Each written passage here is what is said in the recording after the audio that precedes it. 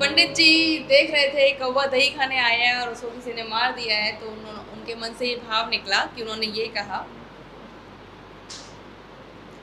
अब उसके बाद तो इसका अनुवाद कैसे होगा? काग दही पर जीव गवायो।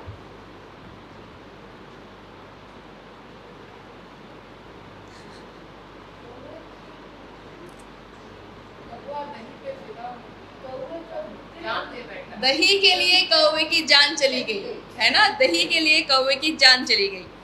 उसके बाद उसके बाद जो प्रेम पत्र लिखे जाते हैं और किसी को कोई प्रेमी था, उसे प्रेम पत्र आया, प्रेमिका ने कह दिया कि नहीं मुझे नहीं आना है या मैं नहीं आऊँगी, तो उसने शराब वराब पीना शुरू कर दिया।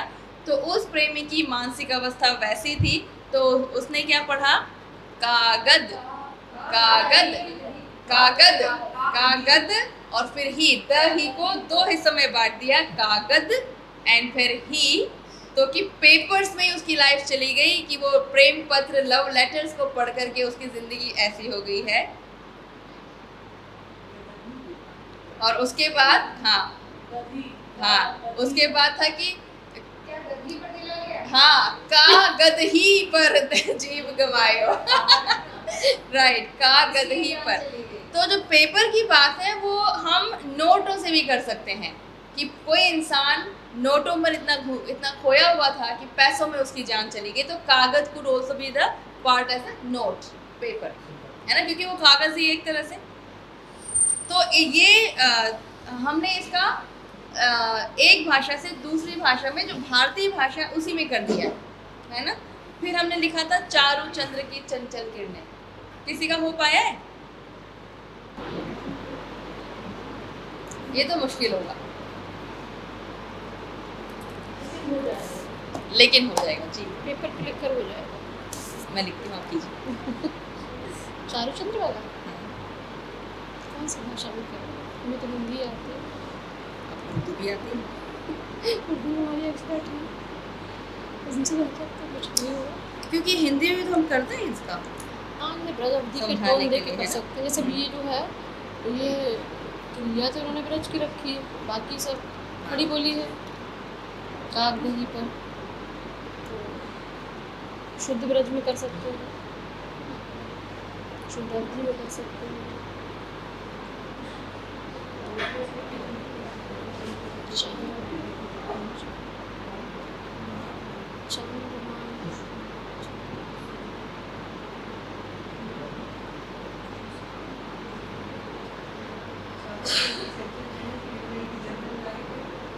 स्वच्छ चांदनी बिछी हुई है जलथल में,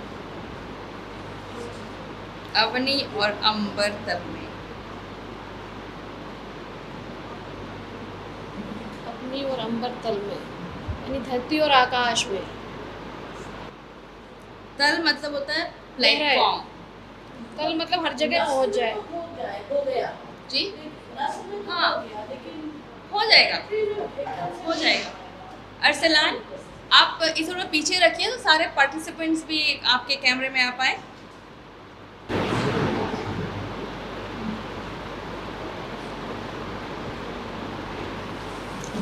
पीछे थोड़ा सा।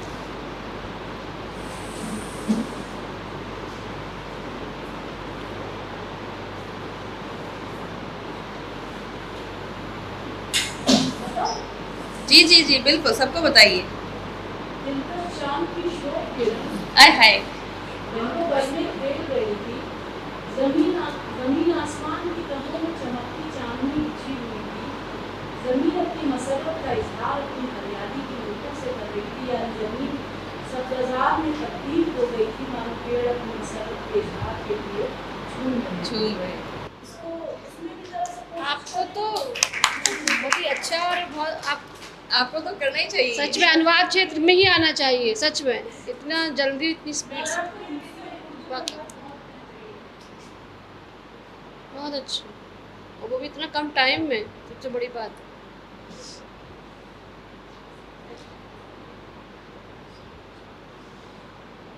और किसी ने किया है? सुनील, कुछ ब्रज अवधि में कुछ किया है? रोशन इसमें पृथ्वी के लिए या अर्थ के लिए कितने शब्द आए हैं? एक तो बर आया है मेरे उसमें, बर बर कहते हैं खुशकी को।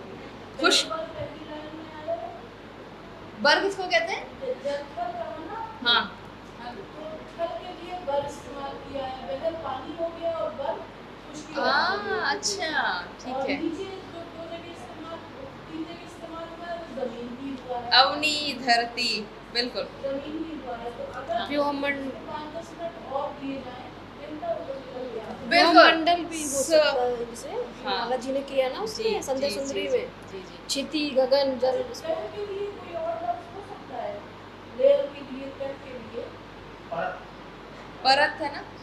और परत के अलावा तो ये जो ट्यूटोरियल है, तो ये एक आइडिया है कि आप जब अनुवाद कर रहे हैं तो आपका जो पहला वाला होगा वो आपकी पहली शुरुआत है। देन यू वो जो हमारी परतें खुलती जाएंगी फिर कि क्या बेहतर हो सकता है, and your mind is trigger towards that, तो आप फिर करते जाएंगे, नए नए शब्द आते जाएंगे।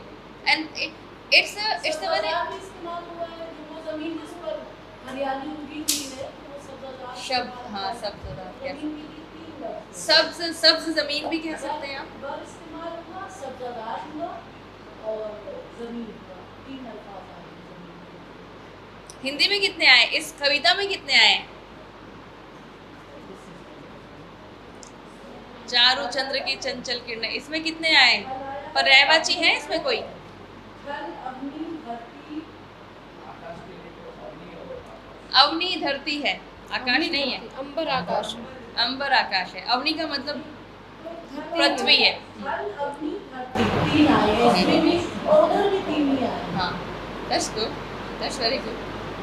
बहुत अच्छा किया ये तो कलेक्शन करिए सच में नहीं टैलेंट अपना हाँ हाँ कर सकते हैं एवरीवेयर, बिल्कुल। जल थल is on the on earth, तो अर्थ पे सारा कुछ है, कर सकते हैं। कोई और कुछ बताना चाहेगा, अपनी तरफ से डालना चाहेगा कुछ आइडिया? आप लोग बताइए कुछ उदाहरण जो आपने देखे हैं कहीं और आपको लगता है कि इसका ट्रांसलेशन ठीक नहीं है। ओके, इंग्लिश में सुनते हैं अब जी। में चीज़ों को यानी एक्सप्रेशंस को बदलना पड़ा मुझे। बिल्कुल। जैसे मैं कह रही हूँ, the agile rays of the bright moon play upon land and water। तो चांद जो ब्यूटीफुल है उसको हमने ब्राइट कर दिया। ठीक है। उससे अच्छी चांदनी बिछी हुई थी अग्नि और आकाश पे। The white moonlight, instead of saying clean moonlight, right, yes, हाँ। I'm saying that this is the white moonlight is spread across the earth and the sky। And the sky. कुछ शब्दों को बदलना पड़ता है। बिल्कुल पड़ता है, बिल्कुल। तो यही एक अनुवादक का की जिम्मेदारी या बाध्यता हो जाती है कि आपको उस तरह से शब्द को बदलना पड़ेगा। अब अंग्रेजी में अगर मैं कर रही थी तो मैंने सिर्फ मूनलाइट लिखा, क्योंकि मूनलाइट इज वाइट, मूनलाइट और कोई नहीं हो सकती, तो हम उसको पेल मूनलाइट, पेल मूनलाइट, ठीक है, राइट। तो जैसे हम कहते हैं ना कि ये डार्क कलर है, डार्क ब्लू है, तो हम ब्लू को थोड़ा बढ़ाकर बता रहे हैं, है ना, कि इसे डार्कर ब्लू, है ना। तो हम जो चांदनी है अगर वो पेल से ज़्यादा है तो हम उसको डार्क चांदनी नहीं कहेंगे, राइट। तो उसके लिए हमें बदलना पड़ेगा कि दिस इज़ द वाइट। और मिल्की मूनलाइट हो सकता है, I don't know milky the word हुआ। तो जो आप कह रहे हैं कि बदलना पड़ा, दैट्स वेरी नेचुरल, करना ही पड़ेगा, उसके अलावा कोई और रास्ता नहीं है। जैसे हिंदी में है कि इस वक्त चांदनी बिछी हुई थी अग्नि और अंबर तल में, तल में। अंबर तल इज द फ्लैट आकाश, क्योंकि आकाश को हम देखते हैं सीन्स लाइक अ प्लेट, तो it's a flatter version of that. तो तल को अगर हम लाएंगे तो फिर एक और एक्सटेंशन हो जाएगा। इसलिए हम अगर मैंने ये कहा spread across the earth and the sky, हाँ अक्रॉस, बिल्कुल। और इन और या, हाँ हाँ बिल्कुल। होमवर्क दे दिया कीजिए तो। हाँ, मैं तो होमवर्क आज ये चल गया किस्मत से या बदकिस्मती से, बाकी मैं तो होमवर्क ही करवाती पूरे उसमें। जब ये चल गया तो फिर पढ़ना ही था कि उस पर क्या लिखा है। जी बोलिए, और माइक ऑन करके बोलिए प्लीज। चंद्रमा की चंचल किरणें खिलती हैं पानी और भूमि पर, साफ चांदनी बिखर जाती है आकाश और जमीन पर, भूमि जाहिर करती है खुशी, उगी हुई हरी घास की नोकों से झूम उठते हैं पेड़ धीमी हवा के। बहुत अच्छे, शाबाश, क्या बात है। और प्रोज भूमि में की जगह कुछ और शब्द जोड़े तो और अच्छा मुझे लगता है सौंदर्य है ना मैम। प्रोज अगर मैं बनाए तो क्या कहेंगे? गद्य में अगर लिखिए तो पद्य हो गया, गद्य में अगर लिखेंगे तो कैसे कहेंगे? वो तो आसान होगा। रोशन जी आप बताइए।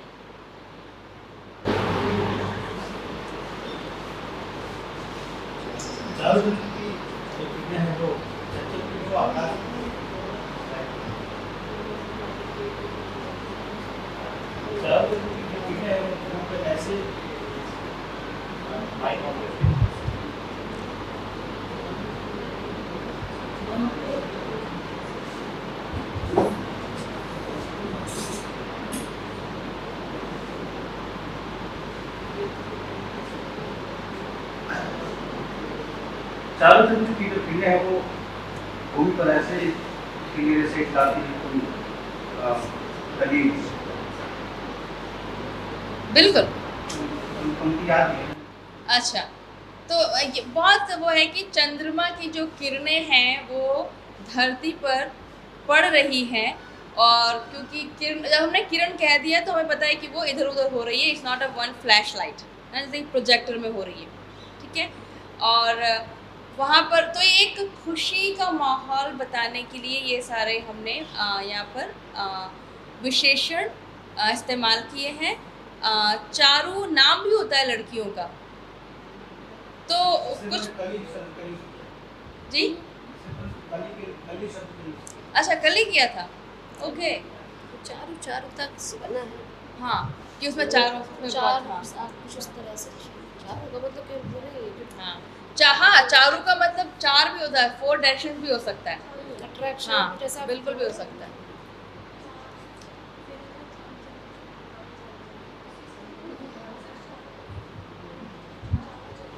Attractive personality.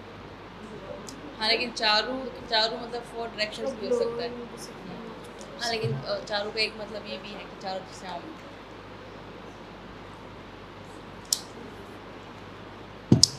और कोई सवाल है? जल्दी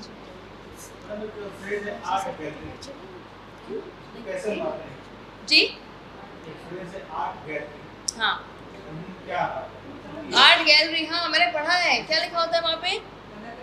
कला प्रदर्शनी तो सही, मतलब जैसे आप कला गलियारा कला का गलियारा तो नहीं कहेंगे। नहीं, आर्ट गैलरी जी। कला भवन तो वो हो जाएगा।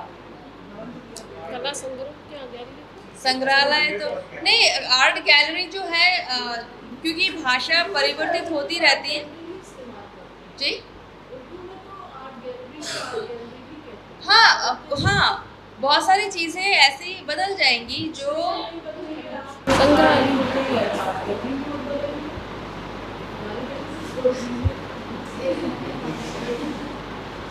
हाँ हाँ इसको प्रोज में क्या है? हाँ बोलिए। चंद्रमा की चंचल किरणें सब ओर बिखर गई हैं, चारों ओर फैल गई चांदनी, धरती अपनी खुशी प्रकट करती है हरी घास की हुई नोकों से, और ऐसा लग रहा है मानो चारों ओर पेड़ मन को अपनी झोंकों से झूम रहे हैं। तो ये बहुत, अगर आपको बहुत संक्षेप में कहना है तो आप कैसे कहेंगे? आपने पूरी कविता का किया, लेकिन सिर्फ अगर आपको अर्थ लाना है पूरी कविता का। जी जी प्रेमिका के लिए भी कहीं ना कहीं कही जा रही है।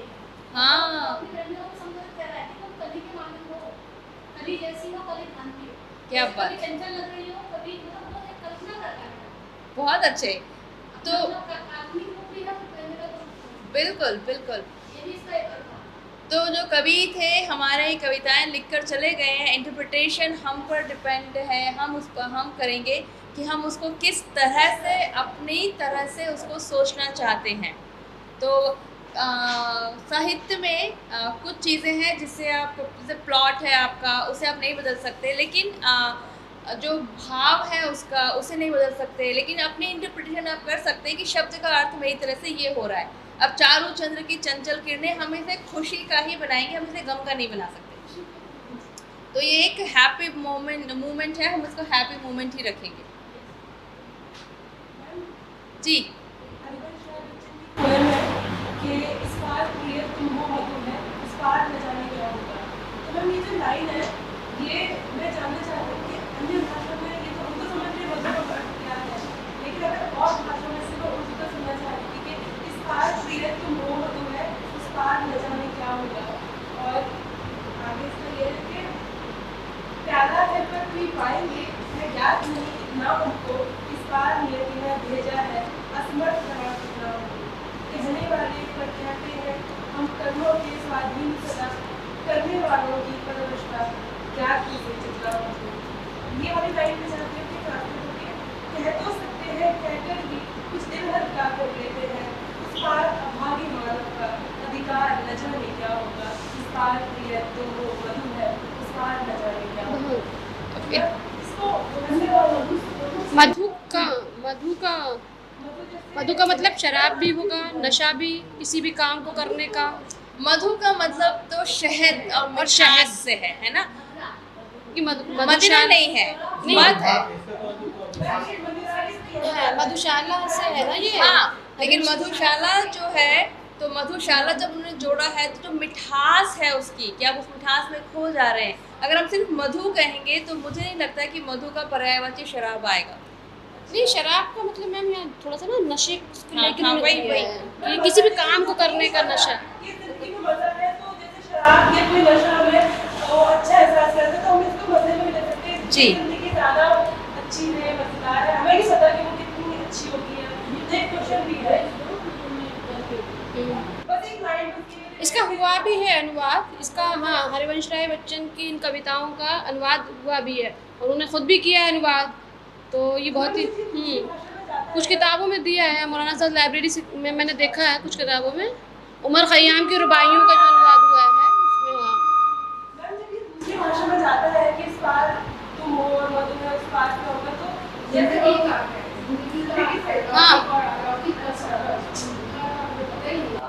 नहीं, एक्चुअली में हरिवंश राय बच्चन ने एक निबंध लिखा था, मैं और मेरी कविता। अगर आप उसको पढ़ लें तो आप इसका अर्थ समझ लेंगे कि वो बताते हैं कि वो इस पड़ाव पे पहुंच गए थे जब उन्होंने ये कविताएं लिखी थी। कहते थे नशा करना, मधुशाला जब लिखी कितनी इसकी आलोचना हुई, बहुत सारी जो उनका जो हलावाद आया था।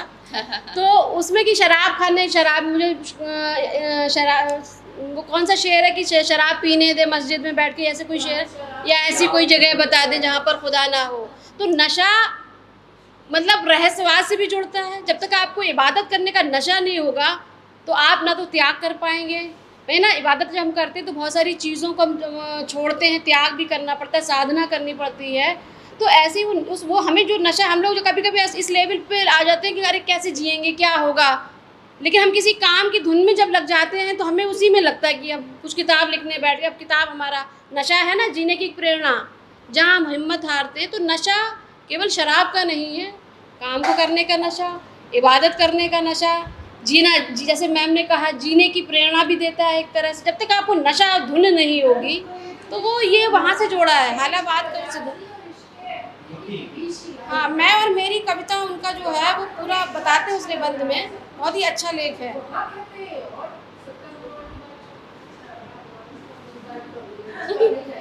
उनकी आत्मकथा है मैं और मेरी कविता, उसमें ये है, आप पढ़िएगा तो वाकई। और मैम से कुछ पूछिए। हाँ, नशा जो है हम उसको नेगेटिव टोन में लेते हैं, लेकिन नशा एक तरह से आपका जुनून भी हो सकता है कि आप किसी काम को करना चाहते हैं, सारा कुछ छोड़ के आप उसमें लग जाते हैं। तो ये जो पंक्ति आप बोल रही हैं, इस बार प्रियतम तुम हो मधु है, तो मुझे लग रहा है कि वो मधु को वो पर्यायवाची ही है, उनकी वाइफ या जो प्रिया जो भी है, और वो कविता। Priya doesn't have to be a female, वो कुछ भी हो सकता है. एनिश पाक में नॉवल है 40 रूल्स ऑफ लव, तो पाकिस्तान में उसका अनुवाद हुआ मोहब्बत के 40 उसूल, लेकिन जब हिंदी अनुवाद किसी ने किया 40 शराब, मैं मेरे पास जो है अच्छा तो मुझे किसी ने ऑडियो भेजी थी, उसका उसूल कैसे मोहब्बत के 40 उसूल थे उसका नाम, मतलब मैं हिंदी में क्या हुआ कि 40 रूल्स ऑफ लव हिंदी में ही किया, तो अगर हम इसको एनिश पाक का अगर हम इसको हिंदी में लाएंगे तो उसमें क्या नाम दे सकते हैं, ये भी क्वेश्चन है, क्योंकि हिंदी में जब वो छपकर आया मेरे पास भी है तो उसमें इंग्लिश का ही देवनागरी लिख दिया 40 रूल्स ऑफ लव, लेकिन मुझे लगा कि मिसिंग पहले पेज ही मिसिंग हो गया उसका नॉवल का. ये हमारी कमज़ोरी को दर्शाता है. हाँ, ये हमारी कमज़ोरी है कि हम हमारी हिंदी भाषा को उस स्तर तक नहीं ला पा रहे हैं. हाँ बिल्कुल, हरी पुत्र वो मजाक वाला एक जो व्यंग वाला सार्कज़म अब के जा रहे हैं वो ठीक है, लेकिन वो उतना ही मजाक ठीक है कि चुटकी भर मजाक. उसके बाद आप उसको अगर क्योंकि हमारा जो व्यंग्य साहित्य है उसमें भी बहुत सी गहराई है, तो हैरी पॉटर को हैरी पुत्र कहते ना, इट्स लाइक ओके हमने एक टॉफ़ी खा ली, वो गल गई मुंह में, ख़त्म हो गया उसका स्वाद, दैट्स इनफ, दैट्स ऑल. लेकिन उसको हम जो हैरी पॉटर की जो एक्चुअल प्लॉट है, जो कहानियाँ हैं, जो थॉट प्रोसेस है उसके पीछे, वो तो बहुत गहरा है.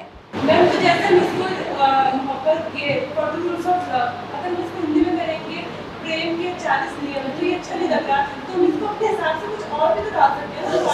इसमें ये भी माना गया कि जो एक मस्तराम की पूरी श्रेणी में करती थी मतलब प्रेम और उसको कंबाइन करती थी, तो जो ट्रांसलेटर ने ट्रांसलेट किया तो उसका इंग्लिश का मच बेटर और ज़्यादा ऑडियंस तक पहुँचेगा, ज़्यादा रीडर्स तक ये बात जाएगी.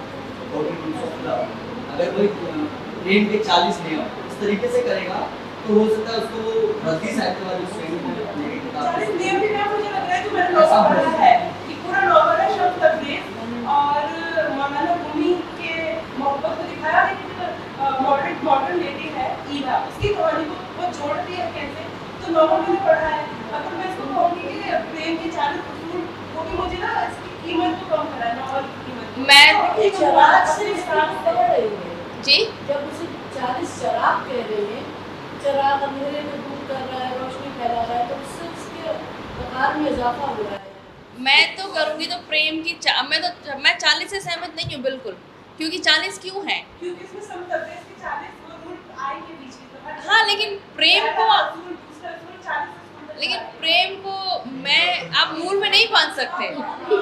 प्रेम जो वो प्रेम नहीं है, प्रेम जो भाव है. मेरा क्वेश्चन ये है कि अनुवादक के नाम चेंज कर सकते हैं, अब अनुवादक जो है एक फ्री पर्सन है, वो कर सकता है, कुछ भी कर सकता है, क्योंकि वो कॉपीराइट नहीं ले रहे हैं उनका, वो कर सकते हैं. लेकिन आप ये तो सोचिए कि करने से पहले अब लोग कर रहे हैं, ऐसा नहीं है, लेकिन मैं तो प्रेम जैसी जो एक भाव है उसको मैं कभी नहीं बांधूंगी. मैं उसका अनुवाद ही नहीं करूँगी, या बिल्कुल प्रेम के भाव हम ऐसे कर सकते हैं, प्रेम के अनेकों भाव हम ये कर सकते हैं. 40 ही क्यों है? आप एक बार हमारे जो साहित्य हिंदी साहित्य हम लोग जब हमें भी बताया कि प्रेम बहुत बड़ी चीज़ है, लेकिन जब हमारी जिंदगी में वो आता है तो बहुत सूक्ष्म रूप में आता है. तो जब हम सुनते हैं कि मोहब्बत के 40 उसूल, तो हम 40 उसूलों को और इंटरेस्ट देते हैं कि हमारा उसूल इससे कुछ मिलता जुलता है नहीं, तो इसलिए इस नाम में बांधने में भी ज़रूरी लगता भी है. अगर आप ये कह दें कि ये इश्क नहीं है आशा वो याद आ रहा है मुझे तो. ये बहुत सी चीज़ें अगर आप ये कह दें कि आपको किसी को खाने पे बुलाना है, आपको दावत देनी है और आपको हलवा बनाना है और आपके हलवे में काजू होना चाहिए, काजू नहीं भी होगा तो हलवा ही रहेगा.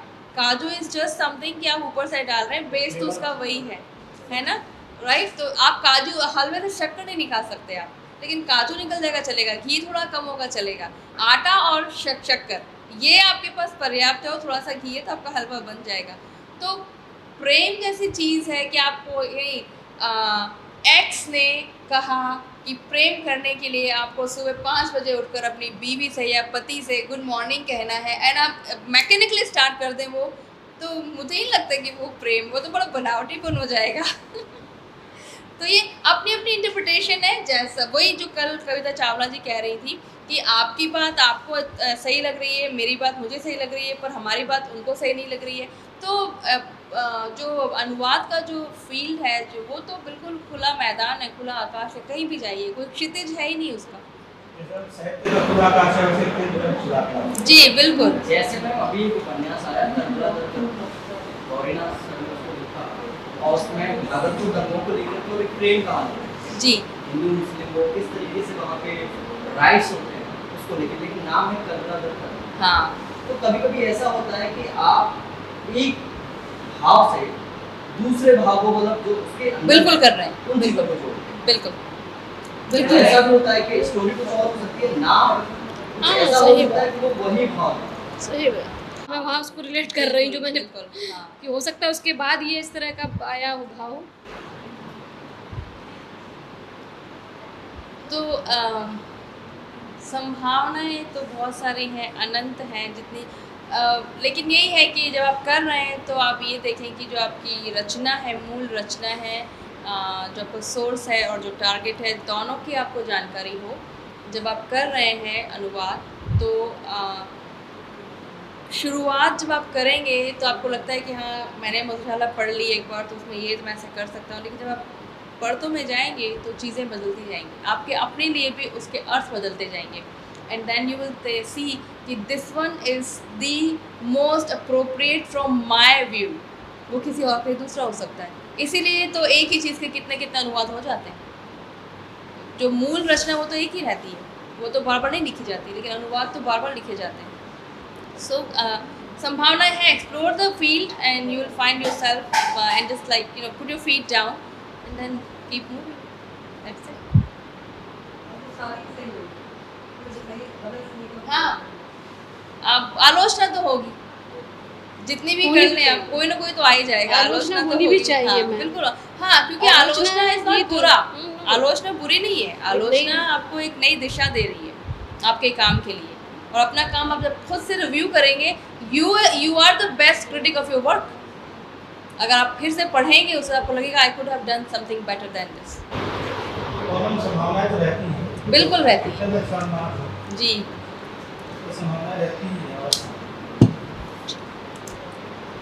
इसमें ये भी रहता है कि जैसे अगर हिंदी से इंग्लिश में ट्रांसलेशन कर और हिंदी में हम उस भाव तक पहुँच पा रहे हैं पढ़ने के बाद, लेकिन अंग्रेजी में हमने खुद ही ट्रांसलेट किया लेकिन पढ़ने के बाद उस भाव तक नहीं पहुँच पाए, तो तब तक हमें करते रहना चाहिए बिल्कुल, जब तक आप सेटिस्फाइड हो। जैसे ये मधु और प्रिय की बात आई, तो अमेरिका में अंग्रेज़ी में लोग हनी हनी बहुत कहते हैं, बहुत ज़्यादा। Hi honey, come here honey, sit here honey, my love, ऐसे कहते हैं। तो मेरे हस्बैंड अमेरिकन है, तो कभी कभी वो मजाक में कहेंगे मेरी मधु इधर आओ या मेरी प्रेम इधर आओ, हालांकि मेरा नाम वही है तो चल रहा है माय लव, मेरा प्यार इधर आओ या मेरी प्यार इधर आओ, बिकॉज ही नोज, उन्होंने हिंदी सीखी है कि मैं फीमेल हूँ तो जो लगेगा प्रोनाउन वो मेरी हो जाएगा, तो लाइक मेरी प्यार। तो प्यार, प्रीत, ये बहुत सारे अल्फाज है, तो वो सिर्फ ऐसे भी कुछ कह सकते हैं, लेकिन जो अनुवाद है वो वहाँ जाके उसका सत्यानाश हो जाता है कि वो क्या हो रहा है। सो बड़े अच्छे से हमें करना, जैसे वो मशीन वाला बात कर रहे थे आज, तो हमारे स्टूडेंट करते हैं तो वो कहते हैं कि जैसे आर यू फ्री टुडे, तो क्या आज आप मुफ्त हैं, तो वो तो वो हम नहीं कर सकते। इसी तरह से मैं कुछ कर रही थी अनुवाद, और ऐसा था कि वो भालू उसमें या चीता कुएं में गिर गया, और क्योंकि वो मर गया था उसका शरीर फूल गया था, तो उसमें लिखा था हिज बॉडी ब्लॉसम्ड। ब्लॉसम तो बिल्कुल नहीं है उसमें, क्योंकि वो सोचे कि जो फ्लावर ब्लॉसम होते हैं वो वहाँ से आ गया है। And this is how one translator did, Hindi में किया था किसी ने अंग्रेज़ी का, तो मेरे पास रिव्यू के लिए आया था, तो मैं बात कर रही थी, तो जो कंपनी के लोग थे दे वर लाइक कि know the Google says this, तो मैंने फिर बताया कि गूगल डजंट डू द, इसका मतलब ये हो रहा है, तो पूरा बताना पड़ेगा आपको कि फूल का मतलब हमेशा वो फ्लावर नहीं है, फूल भी हो जाता है।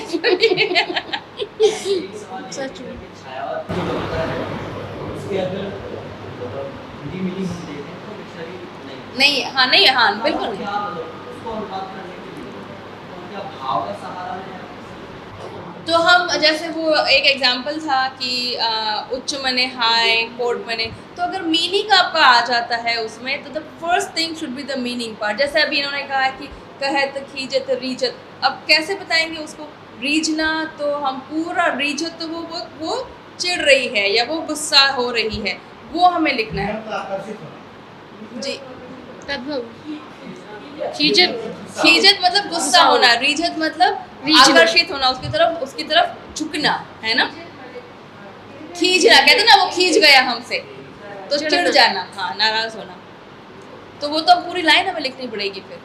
तो हम वैसे वर्ड्स तो हमें अंग्रेजी में मिल ही नहीं सकते, इसलिए तो हमारी भाषा इतनी रिच है, इतनी संगठित है।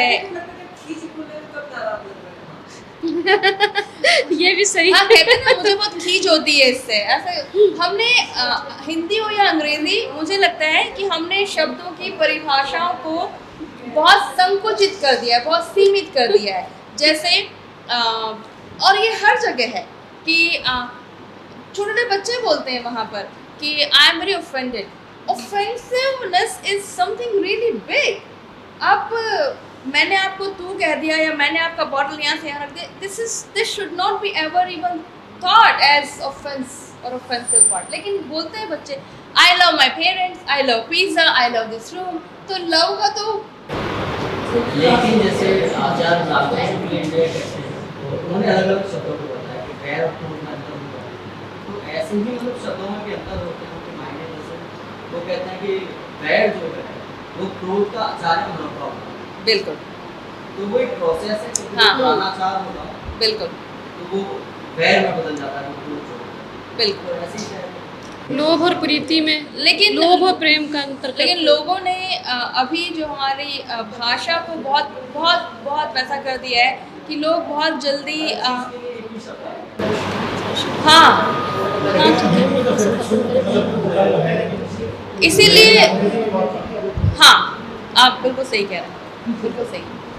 अभी जो खींचना है ना, उसके जो बनाने के तरीके इरिटेट कर रहे हैं, लाइक खींचने का जो अगर भी कोई जैसे हम जो ढूंढते हैं हमें गलत तरीके से बनाना तो पसंद है, तो खींचे भी इरिटेट हो गया, मतलब वो इसमें खींचा हुआ तो बना तो रहा है तो अच्छी बात है, लेकिन उसके जो तरीके से इरिटेशन पैदा हो रही है, मतलब दूसरे तरीके अपनाए, इसके में भी वो एक हिंट है खींचना, तुम दूसरे तरीके से बनाओ, मामले में जाओगे, बट ये जो तरीका है ये मेरे मुताबिक ठीक नहीं, खींचना मुझे खींचने का मतलब जो लगता है कि जैसे कभी कभी होता है हमारी किसी से ना शत्रुता है ना हम जैसे चाहते हैं इससे गुस्सा करें, लेकिन अचानक जैसे कोई आया तो कभी इस वक्त जो है खींचना कि मतलब कोई दुश्मनी का भाव भी नहीं और हमसे अलग भी नहीं रहना चाहते हैं, लेकिन कभी कभी हमें लगता है कि अरे चिढ़ हो रही है भी होता है ना, तो उस सेंस में जो तद्भव जो शब्द है, मगर ये तो खींचना उस तरह से आया मैम, क्या ऐसा लगता है? हाँ। मुझे तो लग रहा है कि हमारा नायक बेचारा परेशान हो गया, अब क्या करें, अब सब नायिका को ढूंढ रहे हैं, अब नायक को कौन बनाएगा? मतलब कभी-कभी ऐसा होता है ना, अपनी वजह से ही परेशान होके काम कर रहा है, हाँ। बनाने को लाके वो उस वक्त बात भी नहीं कर पा रहा, उस समय कोई चीजें कर रहा है। नहीं। यहाँ पर जो संदर्भ है ना, जी, यहाँ जी, पर जी। संदर्भ ये नहीं है, क्यों? जो बाद में उनके नए भी जाते हैं। दूसरी हाँ। बात यह भी है कि वो जैसे नखरे दिखाने से भी हो सकते हैं, नखरे दिखाने की नहीं। हाँ नाराज, ठीक है जा कि मुझे और ये असली प्रेम देखना चाहती, कहाँ तक मनाते हैं। जी रोशन, आप क्या कह रहे हैं? मेरे ख्याल में जैसे हम इसे करने में ये जरूरी कि वो पहले शुरू में आपको हाँ कर दे, हाँ हाँ, वो कभी ना कहेगा, कभी हाँ, तो वो चीज़ें वहाँ पर है। और एक्चुअली खींच हमसे कि मैं कोई कुछ लिखना चाहे नहीं लिख रहा, बस खींच गई, अब मैं नहीं काम करूंगी, तो वैसे हम अपने आप से भी खींच जाते हैं। तो खींचना तो जैसे बहुत एक छोटा बच्चा हो, उसको बिस्किट आप दे रहे हैं, लेकिन हाँ। वो देना चाह रहा है, बार-बार खींच हाँ एग्जैक्टली, वो खींच जाएगा, हाँ। फिर कहेगा रख लो अपना से। बिल्कुल हाँ, खींच के संदर्भ अलग-अलग हो सकते हैं। बिल्कुल हो चिढ़ना। सकते हैं।